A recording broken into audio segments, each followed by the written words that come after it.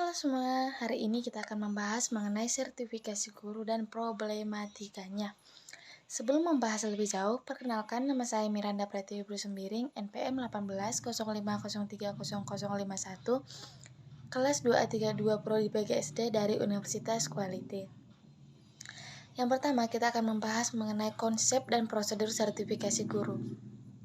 Sertifikasi adalah proses pemberian sertifikat pendidik kepada guru yang telah memenuhi persyaratan tertentu, yaitu memiliki kualifikasi akademik, kompetensi, sehat jasmani dan rohani, serta memiliki kemampuan untuk mewujudkan tujuan pendidikan nasional yang dibarengi dengan peningkatan kesejahteraan yang layak.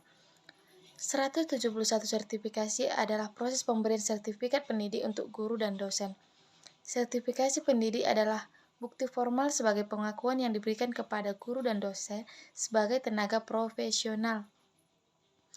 Adapun tujuan sertifikasi guru adalah untuk meningkatkan kualitas kompetensi guru yang pada akhirnya diharapkan berdampak pada peningkatan mutu pendidikan. Baru kemudian diharapkan dapat meningkatkan kesejahteraan guru secara finansial. Nah, secara khusus, sertifikasi guru bertujuan untuk yang pertama, menentukan kelayakan guru dalam melaksanakan tugas sebagai agen pembelajaran dan mewujudkan tujuan pendidikan nasional. Yang kedua, peningkatan proses dan mutu hasil-hasil pendidikan. Yang ketiga, peningkatan profesionalisme guru, serta yang keempat, meningkatkan martabat guru. Yang berikutnya kita akan membahas mengenai problematika sertifikasi guru. Yang pertama, problematika terkait dengan pola portofolio, yaitu yang satu, bagi guru-guru yang ada di daerah terpencil, mungkin akan mengalami kesulitan untuk menyusun portofolio sebab mereka tidak pernah mengikuti seminar pelatihan yang menjadi salah satu komponen portofolio. Yang kedua, ketidaktertiban dalam administrasi, serta rendahnya budaya menulis dan meneliti atau budaya akademis. Yang ketiga, sertifikasi dengan cara portofolio menghasilkan guru yang berkualitas rendah daripada sertifikasi dengan cara pelatihan. Yang kedua, problematika terkait dengan pola PLPG. 1. Seringkali sertifikasi guru dengan pola PLPG ini malah dapat mengganggu proses pembelajaran. Dalam pelaksanaan sertifikasi, banyak guru yang lebih mementingkan pemenuhan persyaratan sertifikasi daripada kepentingan pembelajaran. 2. Masih banyaknya guru yang masih gaptek atau gagap teknologi terkait dengan pelaksanaan ujian kompetensi guru atau UKG, serta kurang mengupdate dirinya dengan berbagai pengetahuan dan pemahaman terkait dengan tugas utamanya yang sesuai dengan perkembangan masyarakat, karakter peserta didik, dan perkembangan IPTEK yang berlangsung dewasa ini. Yang ketiga yaitu problematika terkait dengan pola PPG, yaitu 1. Mengenai pasal 1 ayat 2 dalam Peraturan Menteri Pendidikan Nomor 87 Tahun 2013 tentang Program Pendidikan Profesi Guru Prabejabatan. Program PPG adalah program pendidikan yang diselenggarakan untuk mempersiapkan lulusan S1 kependidikan dan S1 atau DIV dan kependidikan yang memiliki bakat dan minat menjadi guru agar menguasai kompetensi guru secara utuh sesuai dengan standar nasional pendidikan sehingga dapat memperoleh sertifikat pendidik profesional pada pendidikan anak usia dini, pendidikan dasar, dan pendidikan menengah. Kedua, biaya PPG mandiri yang cukup besar, yakni sekitar 7.500.000 hingga 9.500.000 atau belum lain-lainnya per semester. Biaya tersebut sangatlah membebani para peserta yang mengikuti PPG mandiri. Mereka yang sebelumnya menanggung biaya kuliah yang tidak sedikit harus membayar lagi biaya yang sangat besar untuk mengikuti PPG. Apalagi para lulusan sarjana kependidikan dituntut untuk mengikuti PPG yang bertujuan untuk menjadikan guru profesional. Terlebih lagi, bagi guru swasta atau sukuan yang notabene honor, sangat minim, yang untuk kebutuhan mengajar setiap harinya saja sudah kebingungan, malah dibebani dengan biaya PPG yang sebegitu besarnya. Yang ketiga, masalah pengakuan antar Akta 4 dan PPG. Program Akta 4 adalah program pendidikan singkat bagi yang berprofesi sebagai guru, tetapi dengan latar belakang pendidikan yang bukan dari fakultas pendidikan.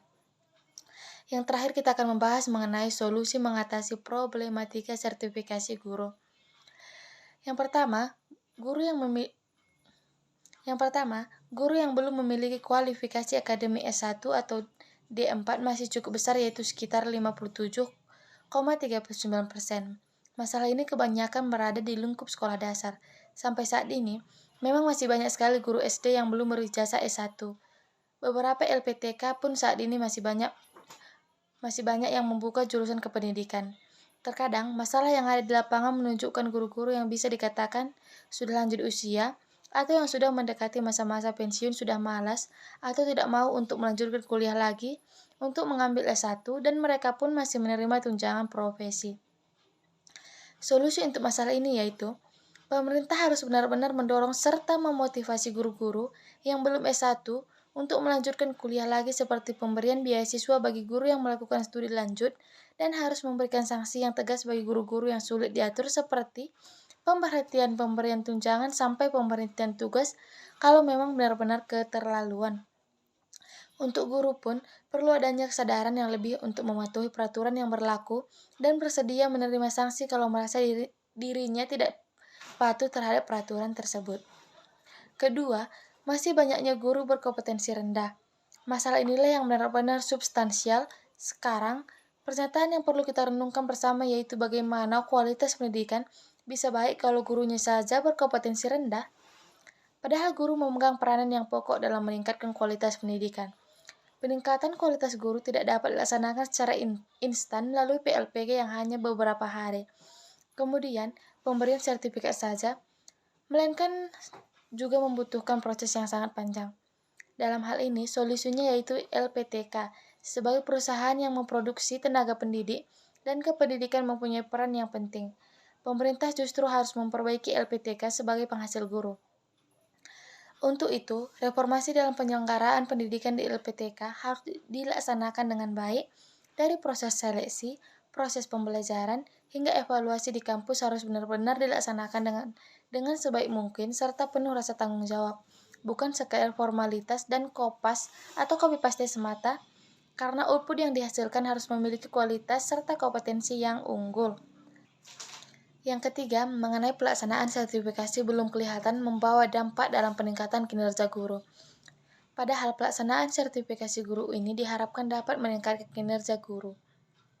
Dalam rangka peningkatan kinerja guru melalui sertifikasi guru, dapat dilakukan dengan mewajibkan guru yang telah disertifikasi menyusun laporan kinerja guru dan para supervisor atau pengawas lebih meningkatkan tugasnya, bukan hanya melakukan inspeksi, tetapi lebih kepada supervisi yang bersifat membimbing. Isi laporan kinerja guru yang ditawarkan membuat laporan administrasi pendidikan, pelaksanaan tugas guru, dan penggunaan tunjangan profesi. Dengan laporan kinerja guru tersebut, tentunya akan berdampak pada peningkatan kinerja guru, meningkatkan pelaksanaan administrasi pendidikan, dan terpenuhinya akuntabilitas dalam penggunaan tunjangan profesi guru. Nah, yang keempat, masih banyaknya guru yang masih gaptek atau gagap teknologi dan kurang mengupdate dirinya dengan berbagai pengetahuan dan pemahaman terkait dengan tugas utamanya. Nah, solusi untuk meningkatkan kemampuan guru dalam menguasai TIK yang masih rendah yaitu, seharusnya pihak sekolah maupun pemerintah bukan hanya mewajibkan guru untuk membeli komputer ataupun laptop saja, tetapi juga mewajibkan guru untuk dapat mengoperasikan komputer atau laptop tersebut. Hal itu dapat dilakukan dengan memberi pelatihan kepada guru tentang pemanfaatan TIK, misalnya melalui workshop, lokal karya, atau pelatihan kelompok sejawat yang dilaksanakan secara berkesinambungan. Nah, yang kelima mengenai pelaksanaan distribusi guru yang belum merata. Solusi untuk permasalahan distribusi guru yang belum merata ini yaitu sistem desentralistik. Pengelolaan guru ini harus dikembalikan pada sistem sentralistik. Jadi, pengelolaan guru memang menjadi wewenang penuh pemerintah pusat. Kalau semisal suatu daerah banyak membutuhkan tenaga guru, sedangkan daerah lain kelebihan guru, bisa dengan mudah untuk melakukan pemerataan tenaga guru tanpa terkendala. Berikutnya, pemerintah juga harus memperhatikan wilayah-wilayah di luar Jawa yang masih tertinggal. Proses pembangunan jangan hanya terpusat di Jawa saja, akan tetapi wilayah-wilayah lain juga sangat memerlukan pembangunan untuk mengejar ketertinggalan. Selain itu, perlu juga adanya pemberian motivasi dan mindset kepada guru agar mempunyai kesadaran untuk memajukan dunia pendidikan bersama di wilayah-wilayah terpencil yang masih sangat memerlukan pendidikan, bisa melalui forum seminar, workshop, atau sejenisnya. Yang berikutnya, yang keenam, yaitu mengenai proses pendataan guru yang terlalu rumit dan berlarut-larut karena proses pendataan yang terjadi di lapangan. Saat ini banyak sekali problem yang terjadi dan data guru ini memang selalu berubah setiap tahunnya. Sulit memang untuk mengetahui jumlah kekurangan dan kelebihan guru secara akurat. Hal ini dikarenakan masih banyak guru yang mengajar tidak sesuai dengan ijazahnya dan data yang dilaporkan oleh pihak sekolah masih banyak yang tidak sesuai dengan kenyataannya. Nah, solusi untuk masalah pendataan guru ini yaitu sekolah harus melaporkan data guru apa adanya sesuai dengan kompetensi dan ijazahnya agar dapat dilakukan pemetaan kelebihan atau kekurangan guru mata pelajaran dalam suatu daerah. Berikutnya, untuk petugas pendataan dalam hal ini, Dinas Pendidikan Daerah agar selalu melakukan verifikasi data dengan langsung terjun ke sekolah-sekolah untuk menghindari ketidakvalidan data yang disetorkan oleh sekolah ke Dinas Pendidikan Daerah. Yang ketujuh, dalam menyikapi aturan dihapusnya Akta 4 di perguruan tinggi kependidikan, maka sebagai warga negara yang baik, juga sebagai masyarakat yang telek, penulis mendukung program yang telah dijalankan pemerintah dengan mempertimbangkan perlakuan pemerintah terhadap lulusan dari kependidikan dan non-kependidikan pada pelaksanaan program profesi guru atau PPG, di mana masih ada tindakan pembedaan-pembedaan seperti ketentuan program matrikulasi. Nah, sekian pembahasan kita mengenai sertifikasi guru dan problematikanya.